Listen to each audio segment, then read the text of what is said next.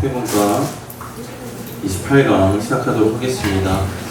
네, 제가 나눠보니까 아무래도 이게 설교를 듣지 않은 거를 좀 전하려다 보니까 조금 어려움이 있으시죠. 아무래도 이게 2, 3부에 들은 걸로 항상 이렇게 듣고 좀 전하다가 1, 4부에 듣지 못한 설교를 읽고 전하는 게 좀 쉽지 않다는 이런 피드백이 있었는데, 네, 이번까지만 참으시면, 네, 이제 목사님 오시니까요, 네, 한 주만 참고 진행해 주시면 좋겠습니다. 그래서 이번 주는 이제 제가 이제 지난주에 전했던 1부, 4부의 설교의 내용입니다. 이렇게 앞에 제일 앞장을 보시면요, 출애굽기의 말씀이 그림 보면 누구예요?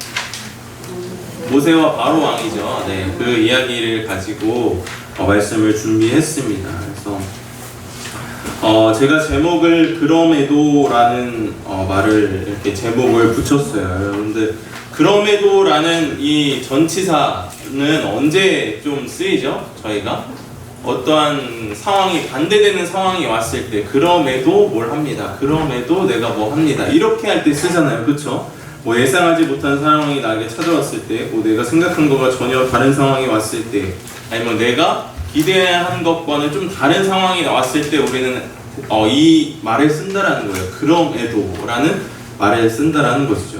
그래서 오늘 이 그럼에도, 저는 이제 그럼에도의 신앙의 고백이 있었으면 좋겠다라는 마음을 가지고 이 설교를 준비하기 시작했습니다.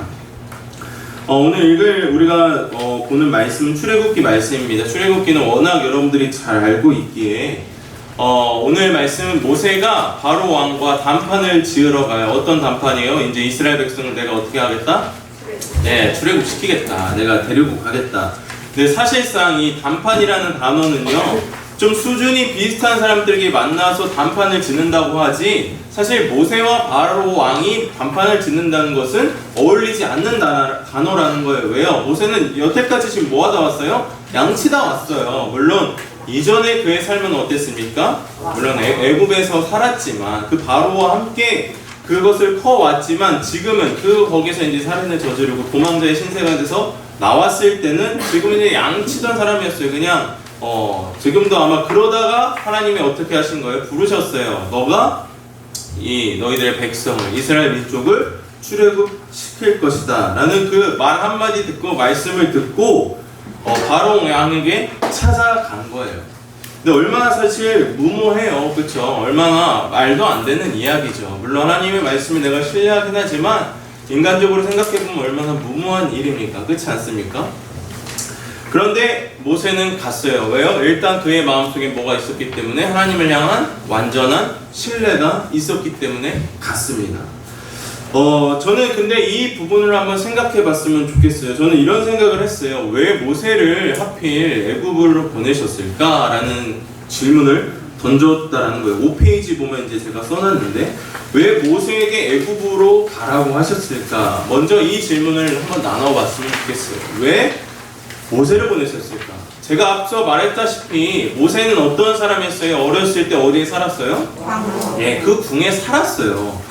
그러니까 그 궁을 잘 알고 있다, 모르고 있다? 잘 알고 있었다라는 거예요. 얼마나 그 바로 왕이 많은 권력을 가지고 있고, 그 바로 왕이 얼마나 무서운 사람이고, 그 궁의 법도를 어겼을 때 얼마나 큰 일이 벌어진다는 것을 너무나도 잘 알고 있는 사람이 누구였다? 모세였다라는 거예요. 그래서 저는 생각했어요. 모세면 더 무섭잖아요. 사실 그곳에 다시 들어가서 정말 자기가 생각해도 말도 안 되는 그 이스라엘, 노예로 부리고 있는 그 이스라엘 민족을 데리고 나오겠다니, 정말 말도 안 되는 소리를 하는 게 얼마나 무서운 일이라는 걸 잘 알고 있었는데, 하나님은 누굴 보내셨다? 모세를 보내셨다는 거예요.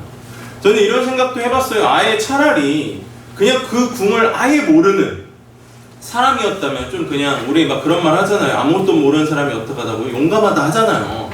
그래서 차라리 그 궁을 잘 모르는 사람이라면 그런 무서움은 없이 그냥 하나님 믿고 나아갈 수 있었을 것 같은데, 왜 하필 가장 그 궁을 잘 알고 있는, 애굽을 잘 알고 있는 모세를 보내셨을까? 이게 오늘 설교의 우리 공과의 첫 번째 포인트입니다. 이것을 좀 더 알려면요, 신약에도 한 사람을 더 알면 우리가 그 이유를 더 쉽게 찾을 수 있습니다. 바로 베드로예요.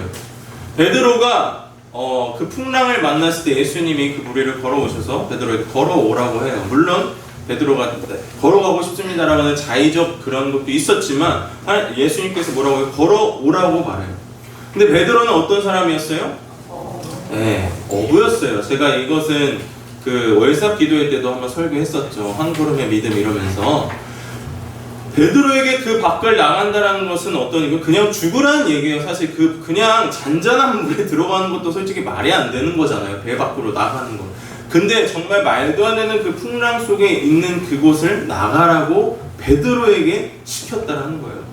베드로는 그 바다를 잘 안다 모른다? 너무나도 잘 알고 있다.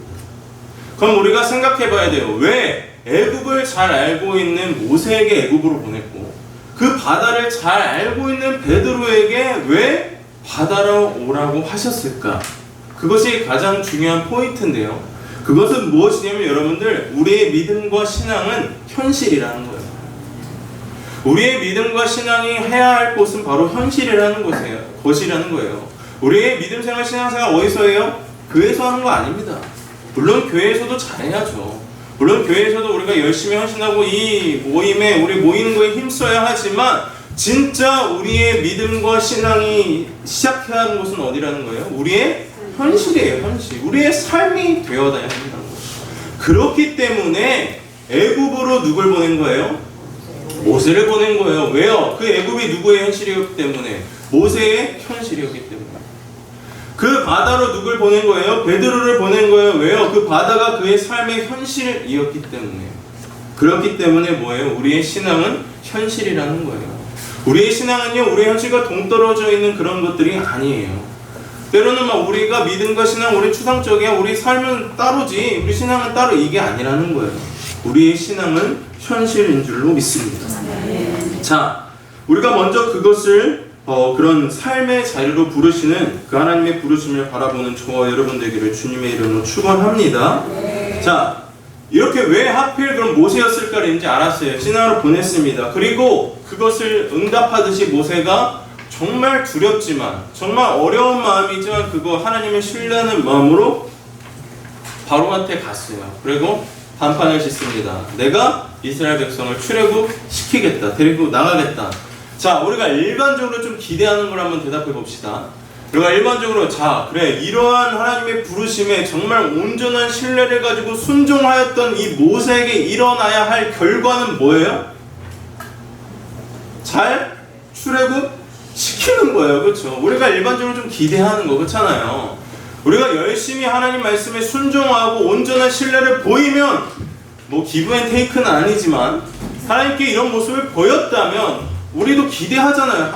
하나님께서 이런 응답 주시겠지 솔직히 기대하시잖아요. 그렇죠? 하나님이 이렇게 내가 이렇게 정도 하면 하나님께서 이 정도의 응답을 주셔야 되는데 이런 기대를 한단 말이죠.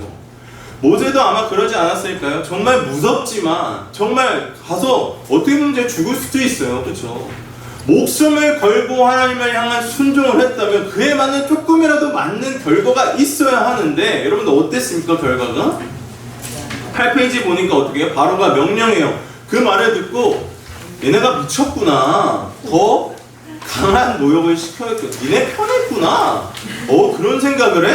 그래 한번 해봐. 그래서 이전에 있었던 것보다 훨씬 더 강도 높은 노역을 그들에게 시켰다라는 거예요.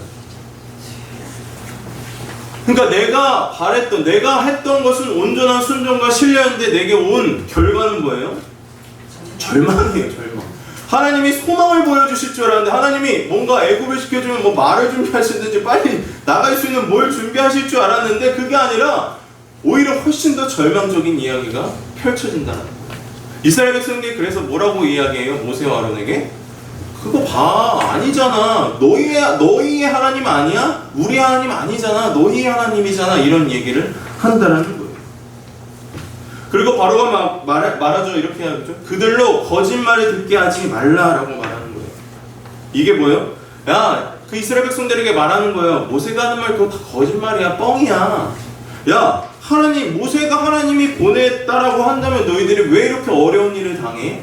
어떻게 이런 강제 노역을 당해? 더 편한 길로 갈 수 있게 만들어 주셔야지. 이렇게 질문을 한다는 거예요. 이렇게 말을 한다는 거예요. 저는 이 말을 듣고 이 구절을 보고요. 와, 우리 세상이 우리 기독교를 바라보는 시선과 너무 똑같다라는 생각을 가졌어요. 그러잖아요. 많은 믿지 않는 사람들이 기독교인들한테 말하는 게 뭔지 아세요? 가장 많이 공격하는 이야기가 뭔지 아세요? 야, 하나님 믿으면 복 받는데. 하나님 믿으면 너희들 축복해 주신다며. 하나님이 너희들 인생 다 좋은 길로 평안한 길로 인도한다며. 너의 삶은 왜 이렇게 찌질이 중상이야? 너의 삶은 왜 이렇게 아프고 힘들어?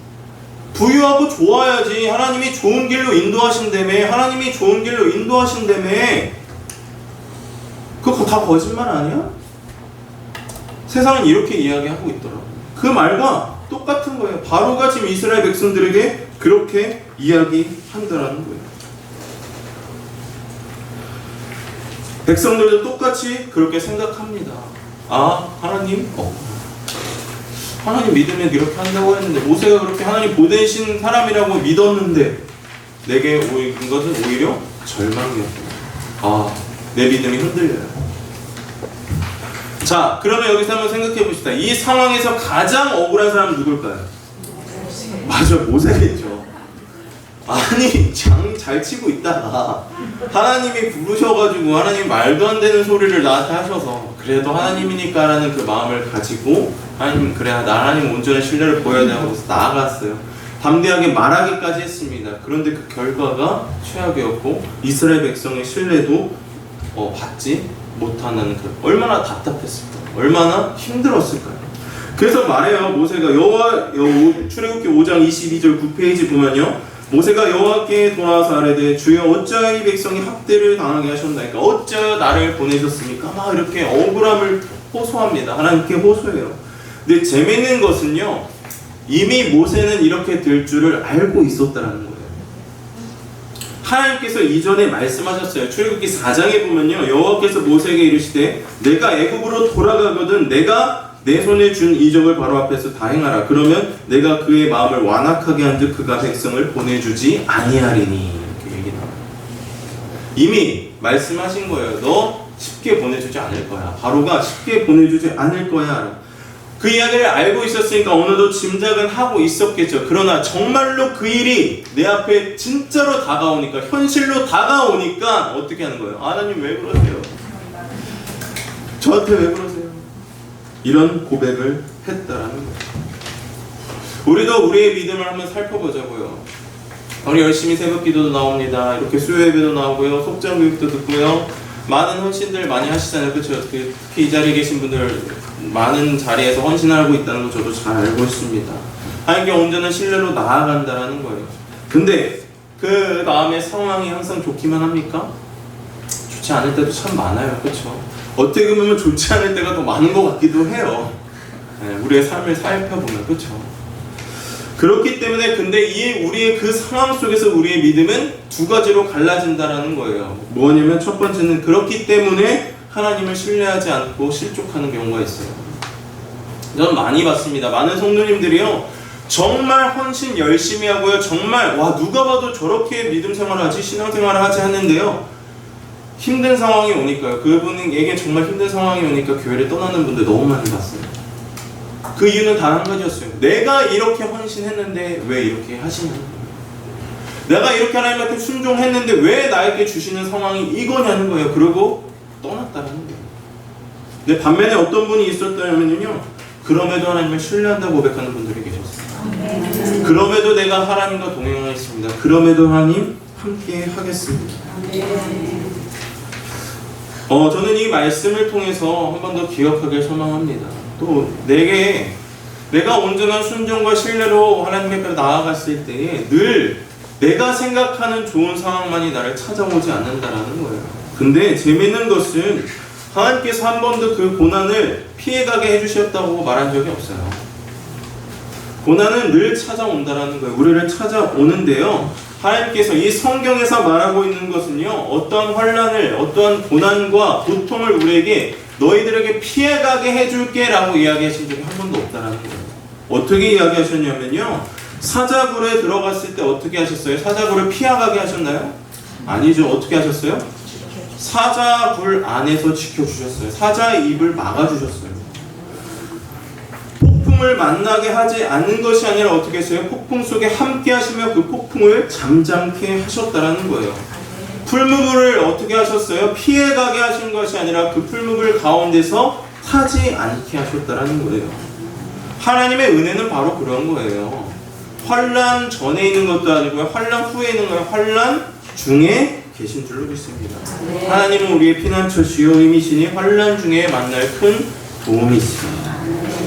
우리가 이 말씀을 꼭 기억하면 좋겠습니다.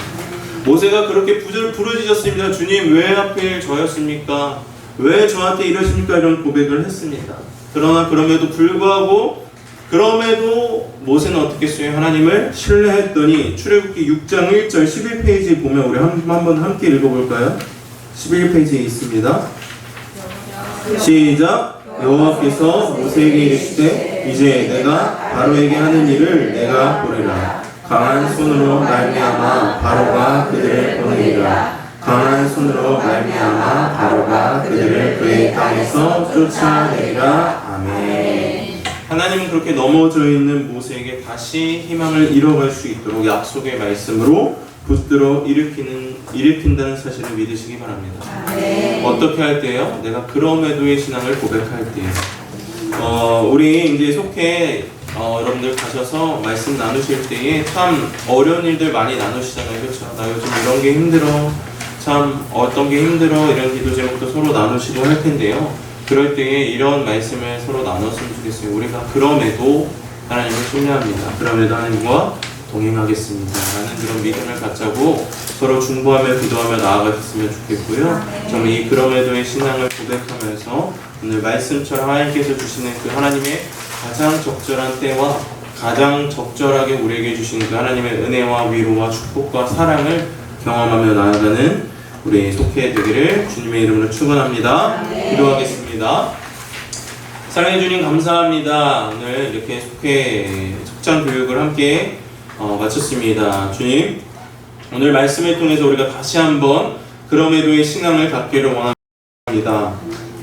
우리가 온전한 신뢰를 가지고 온전한 순종을 하나님 앞에 나아갔을 때에 내가 생각하기에 예상치 못한 순간들이 내게 너무나도 많이 찾아옴을 주님 앞에 고백합니다. 또 때로는 우리의 연약함 때문에 그러한 상황과 현실 때문에 주님을 신뢰하지 못할 때도 참 많았으며 오늘 이 시간 고백합니다. 오늘 이 시간 그러한 마음들이 있었다면 이 말씀을 통해 다시 한번 그럼에도 주님을 신뢰합니다. 그럼에도 주님과 동행하겠습니다. 라는 이런 그럼에도의 신앙이 회복되길 소망합니다. 나의 기준으로 주님을 판단하지 않게 하여 주시옵시고 온전히 주님께 나아가는 우리들 될 수 있도록 주님께서 인도하여 주시옵소서.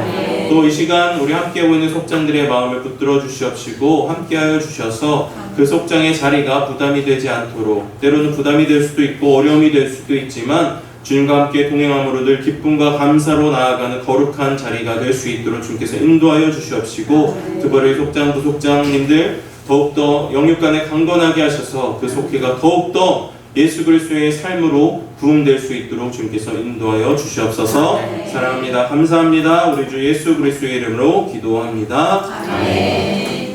기도하겠습니다.